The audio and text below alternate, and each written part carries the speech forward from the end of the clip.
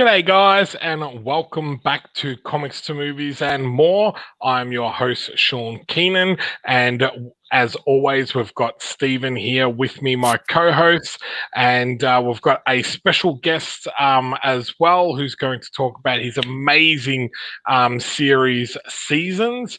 We're going to talk about Unbreakable, which just happens to be one of my favorite superhero style movies, as well as we're going to talk about all things creating comics and more. So we'll open it up and say hello to everyone in the chat. So make sure you drop a hello, a g'day, or whatever, and we will mention you throughout the show. But g'day, guys. How is everyone this evening or this morning, depending on where you're situated? So. Yeah, feeling good. All good. Thank you so much for making your time the time to come on the show, mate. I do understand it's probably very, very early where you are, so we appreciate you making the time to jump on. Yeah, no, I was really excited to be on here, and I've been wanting to, and I can't wait to hang out with you guys and talk, and thanks for having me on. Awesome. Look, let's jump straight into Unbreakable then. What do you like about the movie? And for people who don't know, we usually let the guest decide the movie. So why did you pick it? Oh man, I like everything about it. So just good answer. Yeah, it really is probably in my top 5 superhero movies, or comic book movies of all time. And I'm also a big fan of the sequels too, but this one in particular, it was such a great movie on its own, for so long. It was such a beautiful film that I think was really ahead of its time when it came to telling a really grounded, authentic, layered superhero story. And as a kid, I just enjoyed it kind of as it's like a superhero story that's kind of hidden behind a more dramatic. M. Night Shyamalan is always great at the thrillers and some of his early work. So I always already enjoyed his stuff. So when I was watching it as a kid, I was going into it, looking for that twist, or looking for that all those kind of deep, interesting themes. And then as I got older and as I started to appreciate superhero films and superhero stories, it just became even more amazing as a film. And there are so many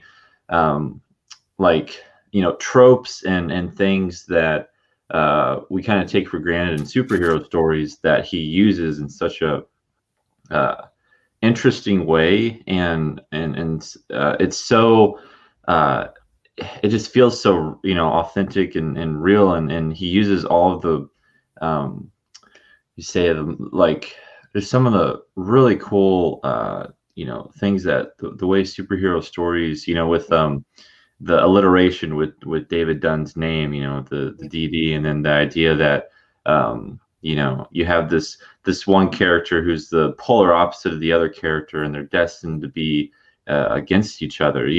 There's so many, and then the fact that Elijah always wears purple. Purple is a color that is really signifies a villain, and it doesn't hold your hand at all with any of that stuff, and it's only people that appreciate comic books and appreciate comic book history and the way you tell a comic book story.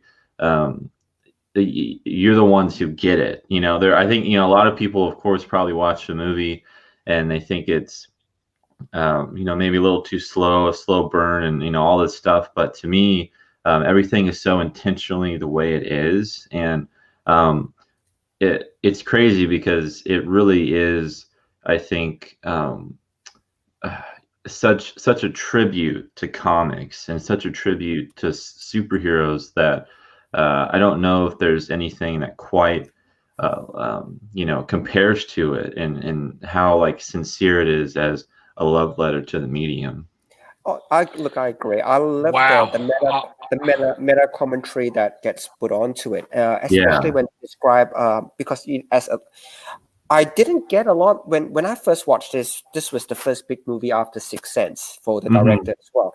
So I think people were going expecting something different. Although they were Right. holding out for that twist at the end, they wanted that build. With Sixth Sense, it was done fantastically the way it was all structured. With Yeah. Unbreakable, it wasn't a Sixth Sense part 2, if you know what I mean. He wasn't trying to recreate Sixth Sense using superheroes. It wasn't Right. that. And but then and the thing is, as Alex says, I love that in comic books, because when he's explaining some of the artwork, it's the portions are exaggerated, and that's very if people watch, very Jack Kirby-ish, especially when Jack Kirby did the Black Panther. I don't know if you've seen some of those old covers.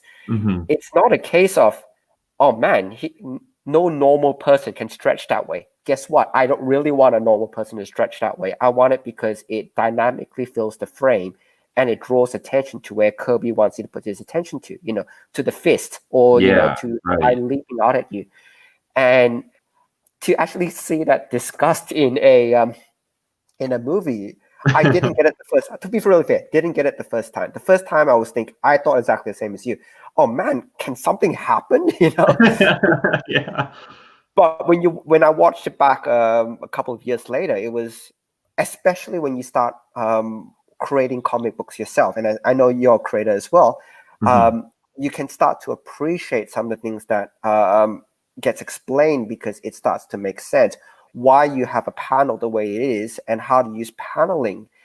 That gets talked about, and I love it. It was like, oh my god, it's fantastic. And the hero's journey. Yeah, it's crazy how like I said, going back to it being ahead of its time. Like, I think there's so many little nuances. The movie is super nuanced and super layered, and when you at any time I revisit it, there's always like something new that I catch on to. And I just love, and something I love about anytime you have a movie as well that has like big name actors like Samuel L. Jackson and Bruce Willis.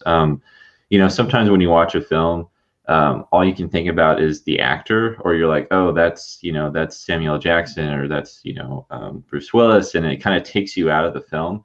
That never happens when I'm watching Unbreakable. Like I watch it and I feel like these are real characters, and the actors do such a great job to keep your disbelief, and keep you really engaged and really interested. And there's this the interplay between them, and kind of figuring out David Dunn, his origin, and like how he is this way, and his relationship to his family. It's a really good family story. It's a really good story about kind of embracing who you are and not shying away from it.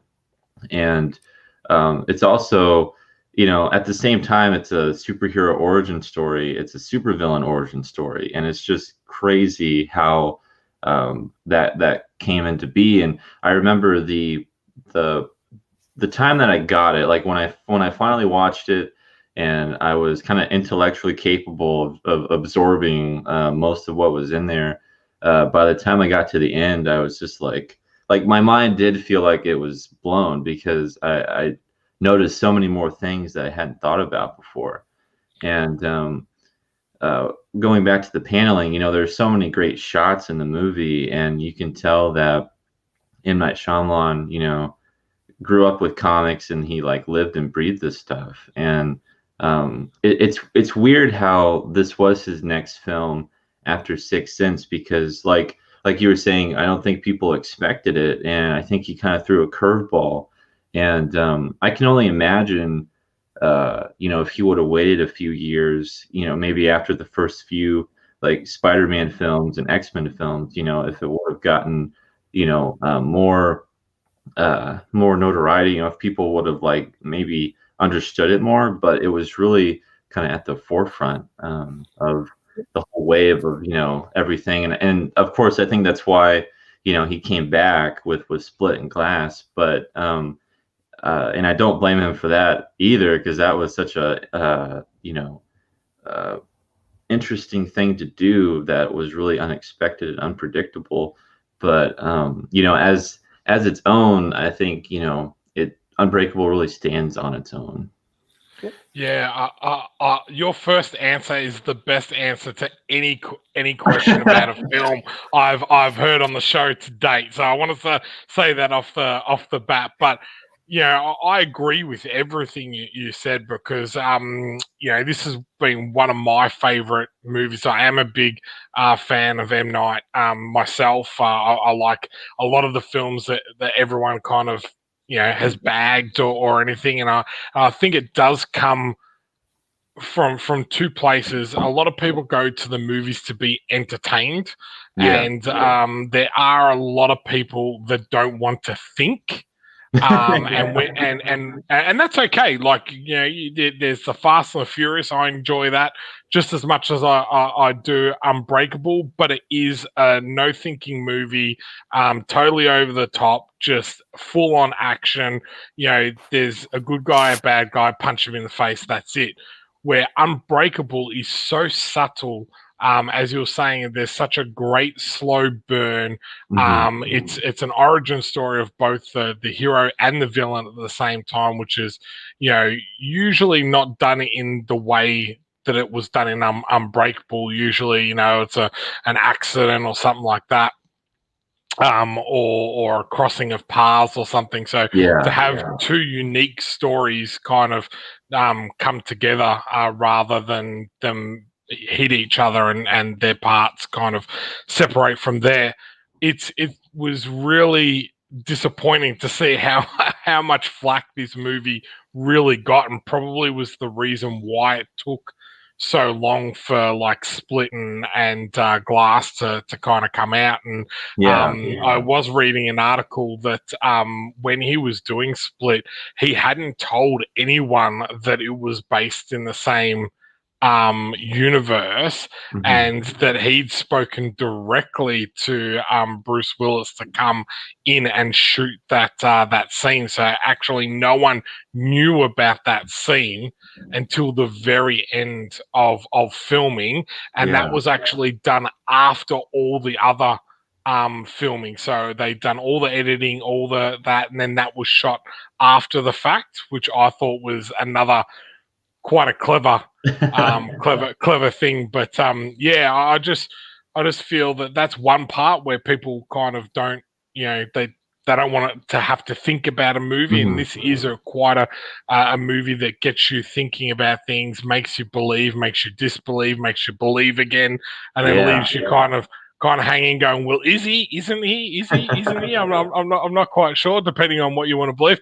But also the second part of that is, and this is the part that I'm really passionate about and trying to break down, is that there is that feeling that as soon as you say it's a superhero or a comic book movie, they expect tights, super strength, bashing down walls, over the top fight scenes. Like, they don't understand that graphic novels and comics can be so much more.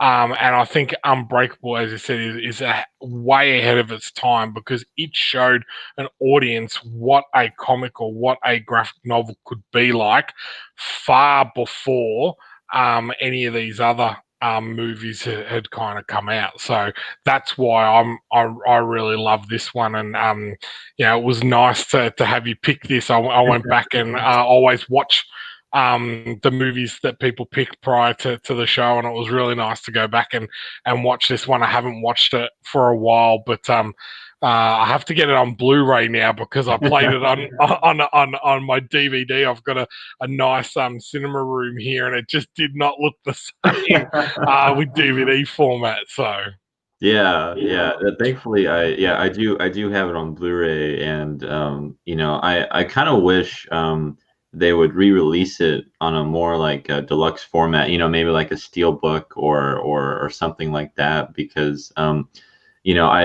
love all the movies, and you always want the best. It's like hopefully it'll come out on 4K at some point or something, and we can have that. But yeah, I was so happy. It was funny because when Steven asked me, I was thinking about like Marvel and DC movies. I was thinking about kind of like, or maybe a Star Wars movie. I was like the most like. If you pick Star Wars, Sean's gonna be happy. I don't know. I'm pointing the right side now. Right. I had a look at your Kickstarter, and I threw out to Steve, and I said, maybe he wants to talk about Chronicle, because I was like, yeah. And then I was like, I've always tried to kind of tie in what we did, but when he sent me through the image for the YouTube session or live stream, I saw that you picked Unbreakable. I was like, yes, that's cool.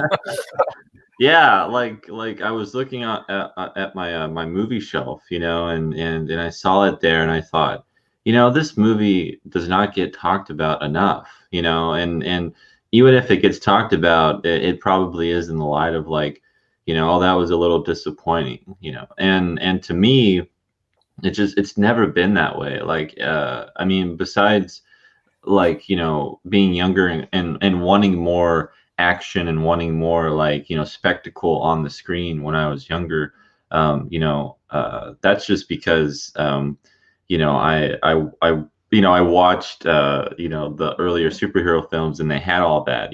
My expectations were different. So, being able to appreciate, it's such a smart, clever film, and honestly, it's surprising that it got made. I think at the time it did, because the way we think of superhero films and the way we think of comic book stories, they weren't as appreciated as they are now. And it must have just been because he was M. Night Shyamalan, and this was his next film, that I think it got greenlit. Because I think if it was any other filmmaker, I don't think people would have gotten it the way that M. Night Shyamalan could have pitched it, or given it to the producers in the studio. So yeah, I think after The Sixth Sense, he could have.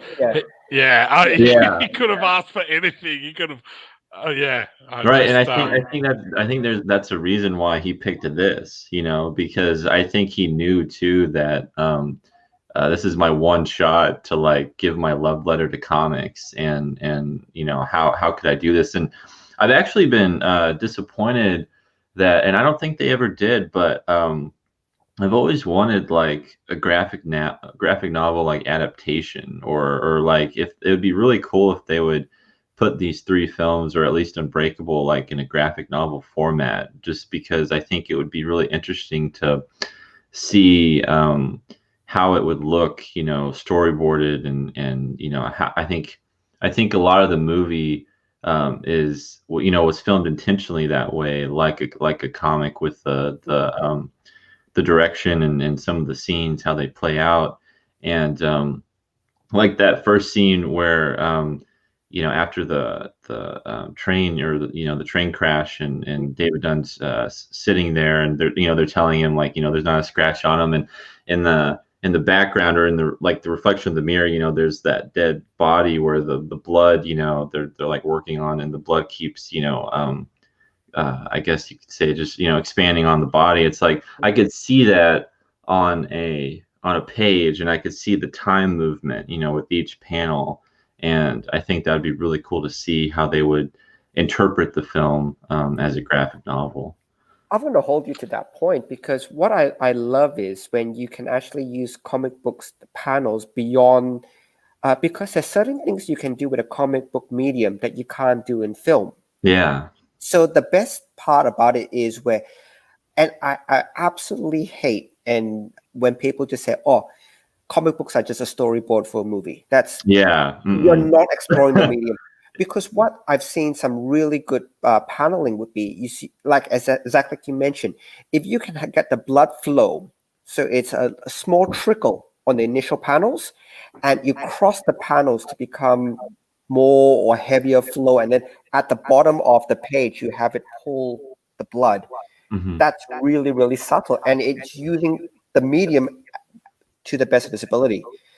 There is one Flash panel from one Flash comic where basically they make the panels almost into a like a hurricane, so it's circular, and the Flash moves from the panels through. I've got to find that one particular panel, but if you ever get bored, Flash best comic panels, Google it. It is spectacular.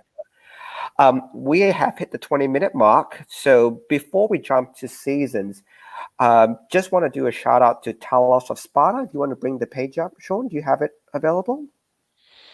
No, I have not got that We'll come back prepared to it. whatsoever. So we'll come back to that. Come back to it. I was googling other stuff quickly while we're talking there before we jump off this. Was Darren had asked whether it was originally envisioned as a trilogy. No, it wasn't. The big thing that I didn't realize that this was made by Disney. That was something I didn't remember after watching it. Technically not actually. It's actually by Buena Vista, which was owned. You got to remember, Disney even back then owned next to everything. So, so it's like it was actually Disney that it was the Disney execs that went to Buena Vista that said, we do not want this marketed as a superhero film. Oh, really? okay. And look at them now. And look at them now. So I just wanted to throw in that tidbit of information, but no, he didn't envision it as a trilogy. And as I said, with Split, he hadn't even told people that it was going to be based in the same universe. So that would be actually interesting. I don't know whether they were happy about it. That would be an interesting question to ask him. But so it was not supposed to be a trilogy, and people have approached him to make a comic book, and he's actually declined. So because that was the other thing that I quickly googled, because I was like, oh man, a comic on that would be really cool. I wonder if there is one, but there isn't, and he had been approached and had declined. So there we go. That's a shame, though. Look, extra information. He's a great storyteller, except for Avatar: The Last Airbender, which I still have not. I don't forgive him for that. He doesn't get my forgiveness for that. But he is a great storyteller, so I would like to see him actually embrace the medium, because there are stories you can tell in a graphic novel which you cannot tell on film. And it's an absolute shame if he doesn't goes through. Look, let's talk about your project now. So. Sean, do you have that one ready? I do have that one ready. Of course I do. I have the guest one always ready. Myself, I let my stuff slide. So I was going to shout out Talos and remind people Talos is coming on the 30th of October. After this, Sean will get the page ready. We'll do that at the end. If you haven't signed up, please sign up. And I've even clicked the sound button so that we can play the video, so that I don't. I'm Nandor Shaffer. I'm the creator and writer of Seasons. I'm Anthony Gonzalez-Clark. I'm the artist of Seasons. And we are back. And we're back.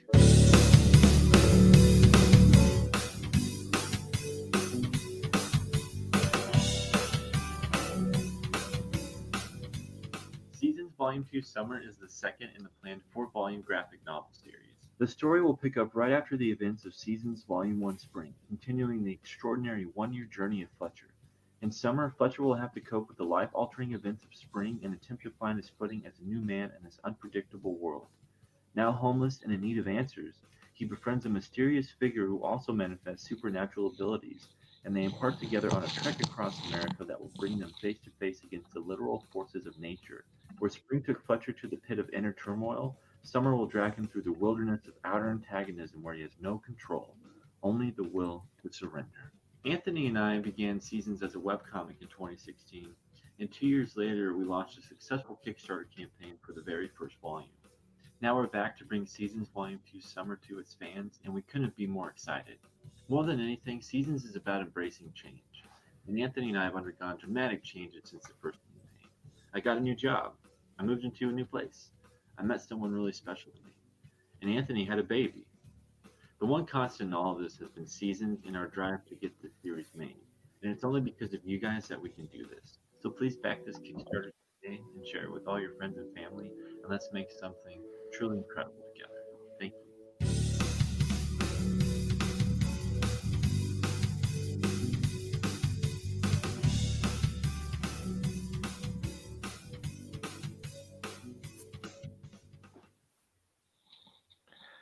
Damn, man, that artwork in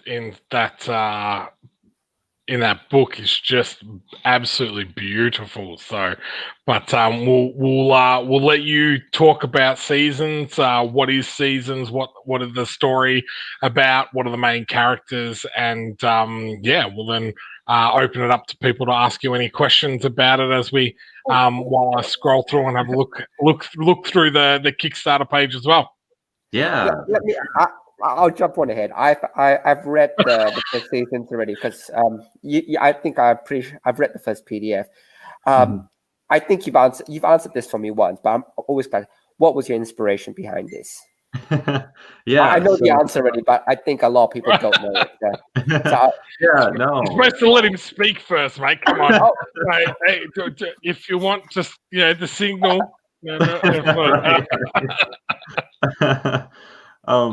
So my inspiration for this, it really comes from a lot of things, but I think the main germ of the idea and what really set me off was I wanted to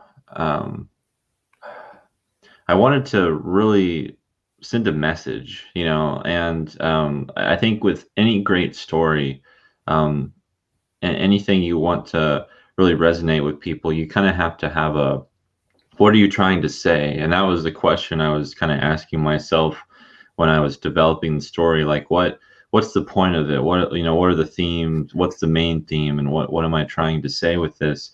And it was really what motivated me and what got me excited every time was trying to inspire people to grow and to be better. And I'm always trying to grow as a person, and I'm always trying to just be a better person. And what does that look like? Is sometimes in life you feel stuck and you feel like you can't get out of where you are, or and it could be in a physical sense. Maybe you're stuck in your town or mentally or emotionally. And I really wanted to tell a story about a character growing and changing.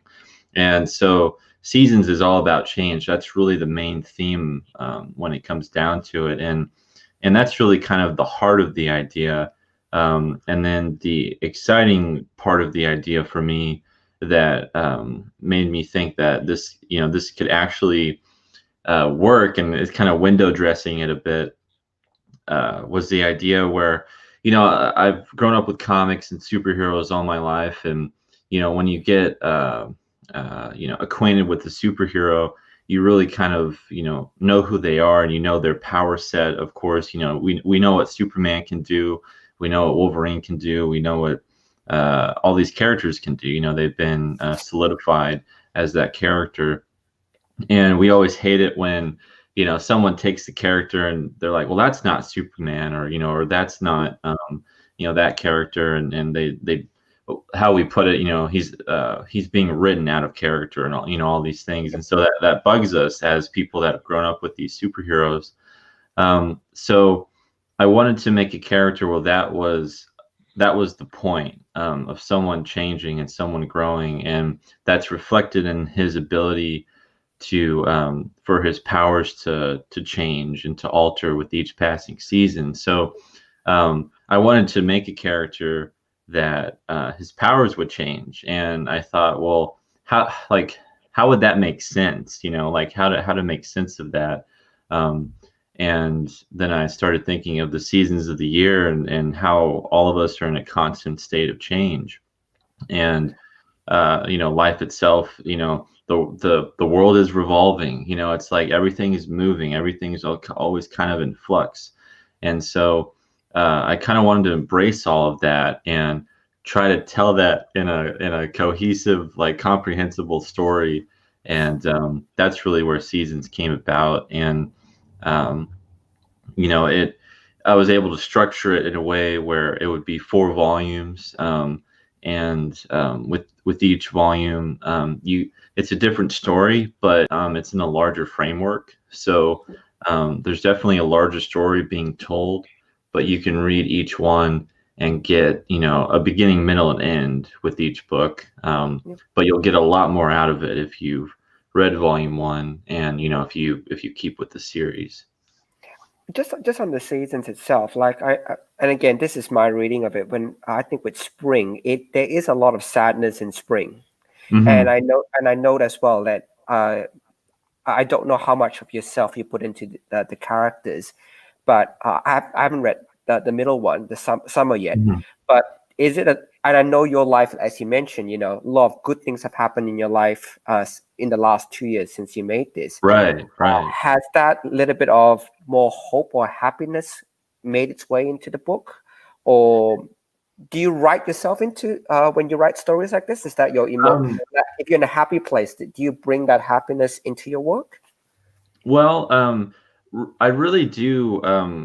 I try not to put myself in it too much. I mean, I think inevitably, anytime you're a writer and creator, I think you know, it just naturally comes to you. Or, you know, like what if you want a character to be relatable, it's like you have to think, well, how does this relate to me? You know, you really have to start with yourself and kind of then think, well, I hope this relates to other people. I hope people find this to you know, that they can enjoy the character and understand, you know, kind of where he's coming from.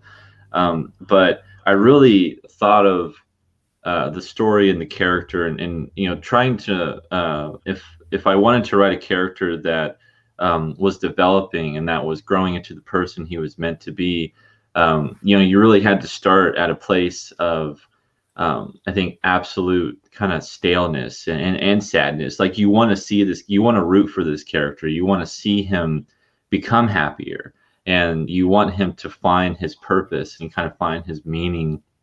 And so from a story point of view and from a character development point of view, that's why he's that way in the first book, and why the first book is really has that kind of somber feel. And also spring, you know, is the beginning of something too. It's the origin of something. And you know, there's new life in spring. And so that's why the first book was, you know, set there. And so summer is like, when summer happens, that's when exciting things start to happen. That's when, you know, you can kind of lift your head a little bit, and the sunshine is there. And I know a lot of people psychologically, when it comes to like sunshine, it helps like people who are more inclined to depression to feel happier and to be happier, because there's a light, you know, and I think there's a lot of symbolism behind that too. And so with summer, a lot of exciting things are starting to happen for the main character, but he's still very confused about the person that he is kind of able to be, and he has these two kind of paths, you know, at the forefront of him, where it's like, I could go down this path, and I could, you know, kind of just go back to what I'm used to and stay the same, or there's this whole new uncharted journey, you know, for me here, and do I want to take those, you know, those steps into learning about like what that is and what that looks like. In terms of, say, the artwork and the color, I notice it's a lot of grayscale, but there are splashes of color. So are you planning to go back to some of the other pages to put more color, or is the work fully completed and this is the end result? So what we're doing with each volume, and this goes into Fletcher, the main character, his own personal journey, finding his purpose.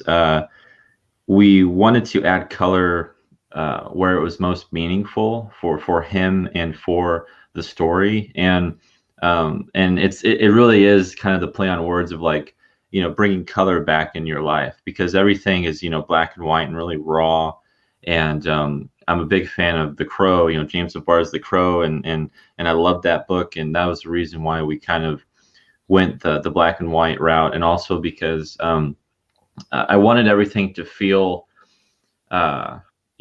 stripped down, and I wanted it to feel vulnerable. Like you read the comic, and I didn't want too much flash to like distract you, and so we put the color in there for the really heavy character moments, and the really the moments that really where there's like a light that switches on for the main character, and where he starts to realize things more, and you start to see the gears turning, and really the most important moments we wanted to bring color to. So that way, when you're flipping through the book, you get to that color page, and you're just like, holy crap, like this is awesome. This is like what, of course you're thinking, why isn't the whole book this? But at the same time, you're thinking there's intention behind this. There's a purpose for why the creators are doing it this way. And that's, I really do want people to think, and people to explore it, and ask those questions for sure. I can understand why you like M. Night films now. Like, you seem very thoughtful, and putting a lot of effort into thinking about the characters, and that development, and the meanings and symbolism and all that. That kind of sometimes can get lost in comics and graphic novels, because you're trying to tell a story in a certain amount of pages. When you're breaking down a scene, that can be taken up quite quickly. Yeah. So to actually take the time to really understand why you're doing things, where you're putting things in, that's phenomenal. That's like top level creating something. And I guess that's why I've had so much success with this. Like, I can't wait to get my own hands on it. Stephen's been hoarding it all to himself, and yeah, so Oh no! If you wanted to ask permission to share the PDFs, but I can't just share it without asking. But these artworks, I'm like, The Walking Dead is really the only thing that I've been overly in love with that's in black and white. I am very much a color guy myself, but when I was looking at your Kickstarter page, and especially that image, this one here, man, I was just like, this looks just phenomenal. So much detail in regards to the trees and what was happening, and yeah, I just was really drawn in by the actual artwork and everything. I think the guy who's doing this has done a fantastic job. Yeah, for sure. I mean, and it's really been amazing, because his Anthony, he's we've been really at this together from the get-go, and we started posting it online at my website, seasonsthecomicbook.com, as a web comic, and that's really how we started. We were trying to build a fan base, of course, and trying to get people interested, and kind of see where the series could go. And so we've been at this together, for a while, and his work has, gotten better and better, because we keep working together, and we keep progressing through the story, and it's such a big, ambitious project, and he's been, just getting better every time. Every time he sends me a new page, I'm just like perplexed, and totally blown away. And like, for all, on every level, Volume 2 is a better book. Like, visually, his ability is better. I really believe my writing is gotten better over the years, and it really there's a lot of things that I always wanted to address and get to in the first book that the story wouldn't allow for it. And so for the second book, it's like, finally we're here.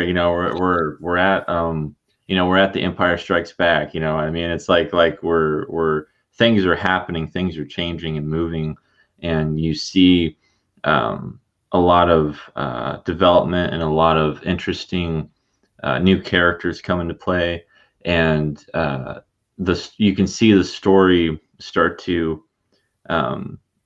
make sense a little bit more too. There's a lot in volume 1, and you'll see this with each volume. You'll start to understand more the more you read it and the more you kind of revisit it. But there's a lot of like interesting things in the first volume that I think with the first read you're like, I wonder why that's there, and some of those things get addressed in volume 2 and also in the next one. So like it's all meant to feel like one large story, and I want people to read volume 2 and have to go back to the first one, and I want people to read the other ones and have to go back, because I want them to feel like they're getting the best investment, and those are always the best stories to me, the ones where I just can't quite put it down, like I'm just interested, and there's so many different layers to it, and I'm trying to dive deep into it. And I'm a big like Jonathan Hickman fan, and all of his stories that he's written,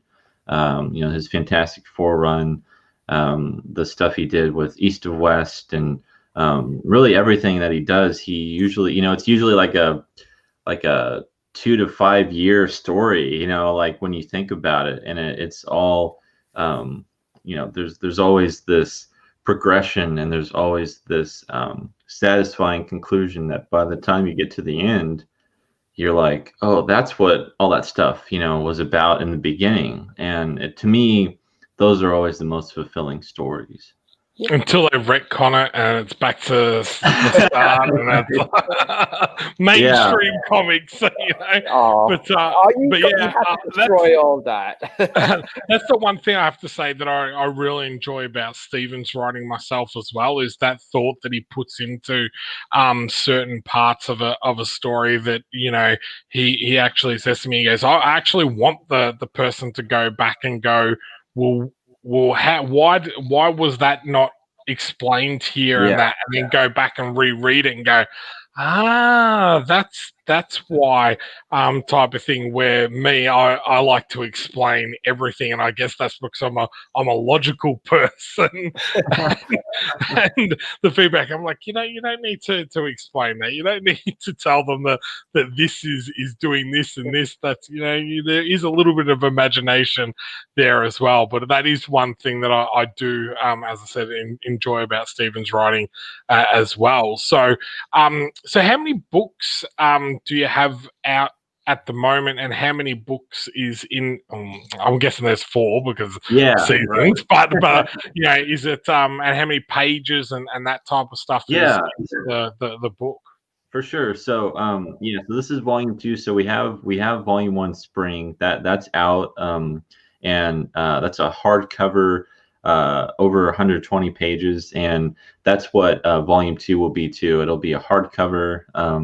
It'll be 120 pages, and so it's very substantial. You're getting a lot for your money and for what you're pledging. And and I have the bundle there, so people that have missed volume 1, if they want to go back and get that, they can get both hardcovers, or if they want it as a PDF format, they can get both volume 1 and 2 as a PDF.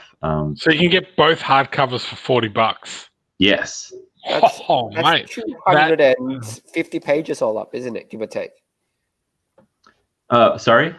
That's about 250 pages. Oh yeah. I mean, it's a lot of reading. Wow. Yeah. Wow. There's actually 2 comments which Sean, I think you should bring up. And look, one to thank you to Darren Close. You just picked up another backer, and thank you. So Darren's another Australian creator, and he, we always support great looking books. And I will tell you, he is very picky about what books he backs, and it does come a lot down to not only the story but the art that he visually likes himself. And he said that when he was on our show. So that's quite good that you got him across the line with this series as well.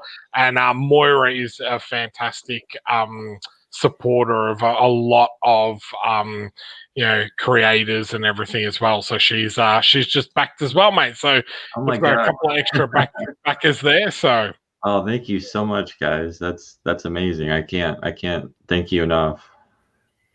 Look, and you're not that far from your goal as well. I've already backed, just to let you know. But you're only like 50 US away. So you're and you've just got a third one from Lucas. So thank you, Lucas, as well. Thank you. So you want to bring up Lucas's comment? I think. Yeah. Lucas. One before that. Wrong one. Yeah. Moira, you got answered too quickly. Thank you. And Lucas, he's another awesome Aussie creator.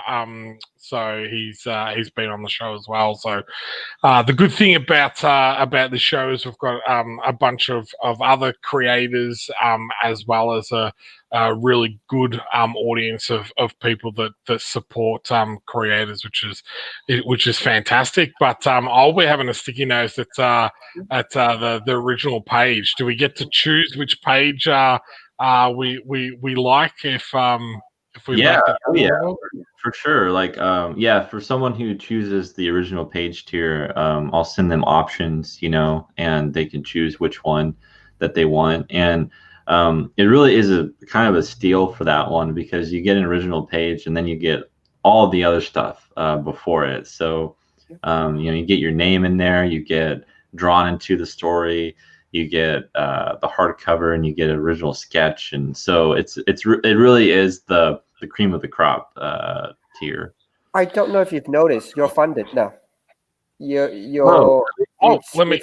me go back up the top. If you could go for a refresh, and you are now funded. So look, thank you. Yeah, there we go. You're funded. Oh my gosh, that's insane! Holy crap! So thank you, everybody. Look, thank you, everybody. So yeah, thank you so much. Oh man, and it's just gone up again. So there we go. Wow, this is crazy. That's insane. Oh, you've seen Aussie dollars, by the way, because that's how Kickstarter works. If you're coming from a certain IP, it automatically translates it. Okay, yeah, for sure. He thought he had 8,000 American dollars, and he was like, "Yeah!" Oh, and you're gonna bring Sassy Girl's comment up as well, so because we brought everybody's up. So. Oh, there we go. Wow, thank you, Sassy Gal. You guys are too generous. No, I think now you have to make it. Now you have no excuse. Now before it's fixed funding, you could go, "Oh no, we didn't make it. I'm really sorry. I'm just gonna walk away now." Yeah, we can say we got you live on air. We know that. Yeah, right. Oh no, yeah. Now you guys gotta hold me to it. Like I actually have to do some work now. Really. And you're gonna do the boring stuff, the logistics, the printing labels. Yeah. It definitely is a lot, but thankfully this is my third Kickstarter, so it's definitely gotten a lot easier, to work through everything and to get everything together. So that was really encouraging, and this has been my best one so far, and it's also been the most exciting for me because I really feel like I'm getting the hang of things, and I'm really enjoying the amount of time and energy that I've been putting into just promoting it and talking to people about it. Something I was always really shy and kind of timid with my first with the first campaign. And I think the indie comics community has definitely grown, substantially, in the last few years. So I think there's a lot more out there, a lot more communities to be a part of and to talk to people about. But I was always a bad talker. That's why I loved writing. That was like my way of expressing myself, because I wasn't able to really do it, in person, and I wasn't a social butterfly or any of those things. So it was always a hurdle to learn how to communicate with people, on a personal level, and to reassure people like, hey, like I'm definitely working on this. I don't believe you at all. You are selling yourself very, very well, sir. I don't believe you at all. Yeah, well, thank you. I mean, it's been a few years in the making. Like I've really gotten better, and so it's been good to see that. I mean, I've always loved enjoying talking to people. Of course, like I've always loved that interaction, but I just never knew how to go about it, I guess you could say, like how to navigate it. Yeah, I think the big thing that I've always said, and the one that I live by, and Kickstarters do this a lot, is you need to kind of get comfortable with being uncomfortable. Yeah. And that's putting yourself out there, doing things like this. Stephen has said several times he hates being on video. He hates being films like this. He would prefer to be behind the scenes, but there's certain things that you need to do to be able to, as you just said, connect with an audience, be able to be genuine and seen as a person as well, and not just someone that is, behind a keyboard selling something or spruiking something. So, I commend you on the job you've done.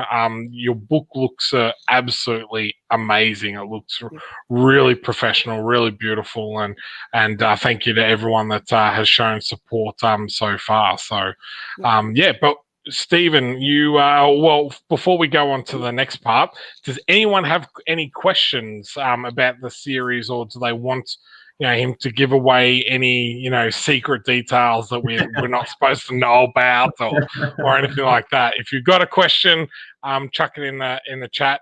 Stephen, did you have any other questions? Oh, look, I'm good now. So we want to bring up your Talos page because that's coming up October 30. So definitely want to just remind people to hit that notify button. So do you have the page? Yeah. So. Yep, so I've got it here. As everyone would know, I just a couple of weeks ago finished off XCT Infinity. I am crazy, yes I know, but next Friday night I'm going to launch another Kickstarter. This one has been in the works for a while. It's called Talos of Sparta.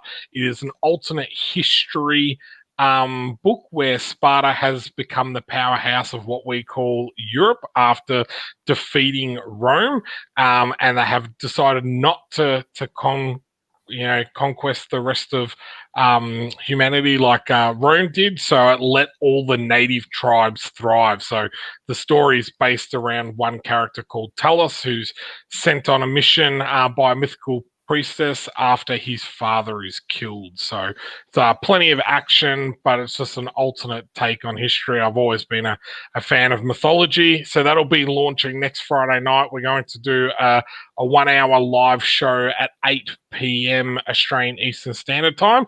And we've been lucky enough to have both Brad, the artist and co-creator of the series, on with me, as well as Christoph Borgas, who is the writer on the series. And he has going to talk about some of his own projects that he's been working on, and divulge some information around Talos. So if you have some time on Friday night, please come and say hello. We'll show different images that we've got that we haven't shown yet. We've got an extra cover that we're going to add to the campaign, and we might even give away a couple of little extras on top of that as well. So, yeah. That's awesome. I sent you a link as well, just for Isaac George. So look, we always love to. Isaac is in the chat, so hi there, and it's just a quick shout out. I've shared the link already, but he's an Australian creator, and we always love Australian projects. Please take a look as well. So, it's a Celtic project, so it's based on Bronwyn. Isaac, we have to bring you on one day, if you will. But if you haven't already, I'm going to share the link one more time. Please do check out his campaign. Well, there's 49 days to go. So, Isaac, reach out. We can come on and talk about your project and everything as well, and Yeah. being the person that likes the history books as well, historical books Yeah, and all that that was type of really stuff, cool. fantasy books. So come and jump on the show as And well. there's So one last link I sent you, and it's just an update. no, I'm not and- gonna. Oh, come I'm not on. opening that one. It's a good link. It's actually a good one. I've It's a- got it here. Don't worry, Awesome. mate. I would never do. Oh, what's that? Okay, so it's I know I don't know how you do it, but when we always have a little drawn in link. So this was for my last campaign, Transhuman, and so I always have a bit of fun when I like to see people as background characters. Mhm. So I'm not going to name names here, but if you the people who already have supported, you can spot yourself in the background somewhere. So that's the main character, Rivka. She's dancing there, and there's a whole bunch of background characters and people who already know should I've emailed you guys already. You should be able to spot yourself pretty easily. As well as because Transhuman production has gone to 2, I've reached out to a whole stack of people as well.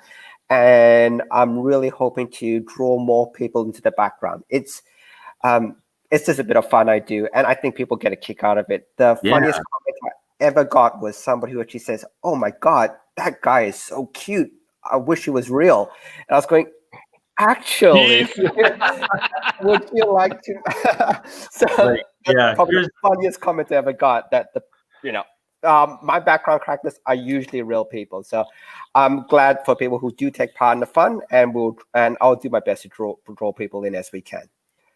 I love that. I love that when you sent that to me. I was like, that's really cool and really clever. Something just like a little bit extra to add into a campaign, because you've run a few. Yeah, Kickstarters are tough, and sometimes it's good to have a little bit of fun with them as well. So that's very cool, Stephen. Yep. I think you have a drawn in tiers in yours as well, don't you? For Yeah, your campaign. and we did that with the first book as well. And so there's some people in the first book that are real people as well. So yeah, we wanted to bring that for the second campaign, and I love it too. Like, it's really cool. And actually, one of my friends, he missed doing it in the first book, so he pledged for that tier this time around for the second book. So it's going to be really cool to see like one of your friends in your book is like a really exciting thing to see. Oh, it definitely is. Just on one Kickstarter, and because we do like to leave with a couple of tips and tricks as well. So one thing that Kickstarter has done this year, and I think it only came earlier this year, was the pre-launch page. Mm-hmm. And I don't have enough. Look, I love data, I love stats, but how many signups did you get, and how do you think that's translated? Like, did you get 50 signups and you're up to 100 backers? Does it double, or how have you found your experience with the signups versus where you are now? Yeah, I mean, it's I couldn't really say, I guess, like what the transition there is, and the overlap. But when I was able to do, and this, it kind of came at, so I was working on the page, and I was waiting for it to be approved, and Kickstarter didn't approve it until about, they kind of took a longer, amount of time to approve it. And so, when they did, I had about a week, to really share it with people for the pre-launch page. So I kind of felt like I missed out on getting people signed up for it, and that was my bad, because I think I should have started working on it earlier and got it set up earlier for people. And I wanted to make sure I had all of my part done, and I don't like ever pre-launching a page unless I have basically the majority of the page already done, just so that I have that out of the way and I can start focusing on emailing people about promoting it and things like that. And so I was trying to get all my ducks in a row, but at the same time I think I shot myself in the foot, because I could have gotten it done a little earlier and got more signups. But with that said, I had about I think 20 25 to 30 signups before the launch. So it definitely, I think, helped with the first few days and getting it up there. And this has definitely been the best Kickstarter, the fastest growing one for me. And so I really want to take more advantage of that. And then also with the add-ons that Kickstarter was able to bring. I love that. Yep. Yeah, me too. Me too. That was really exciting. And I know a lot of people, that's why they prefer to go to Indiegogo, or, they like that. And so it's like, the fact that Kickstarter actually has put it in their own kind of algorithm, the way they do things, instead of going through like BackerKit or one of those other fulfillment services. I think it's made it a lot easier, and it was really fun. Like I put add-ons for this campaign, so that's been really, really cool. But for sure, I really do believe the pre-launch page helped with bringing people the first few days, and it's definitely been the best campaign. Like with the first few days, like compared to the first one, and even my second book, Lifeline, that I did. It like doubled or tripled the first 3 days, like compared to my last two. So yeah, I got to say, I'm interested to see how the add-ons will go for Talos of Sparta, because I only got them halfway through XCT Infinity, and that was almost kind of when I hit the dead zone. So I'm intrigued to see how the add-ons go this time. But the pre-launch page for XCT Infinity, I think.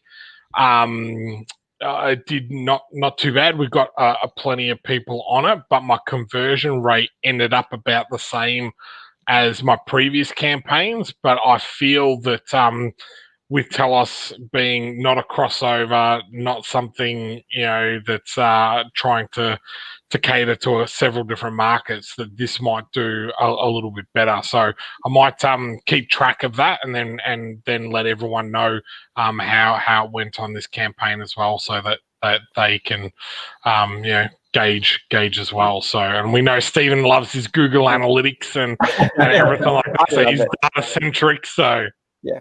Look, the only ones that I have, and thank you very much for everyone who's backed it, is I got 176 signups for Transhuman before I launched, and that ended up with 350, just over 359 backers, I think. So, but look, thank you very much for everybody who did support Transhuman as well. But it seems to double, but that's based off one project, so it's a horrible sample size. So what I was hoping for is, as more people come on, and then once you get, hey, look, if you run your pre-launch for say 2 months beforehand, you will find it doubles or whatever. I want to reach that point where, like, I think with Kickstarter, for example, you can tend to earn about 30 to 40% of your entire funding within the first 3 days. Like they've done all those stats already, but I think with pre-launch being so new, they haven't.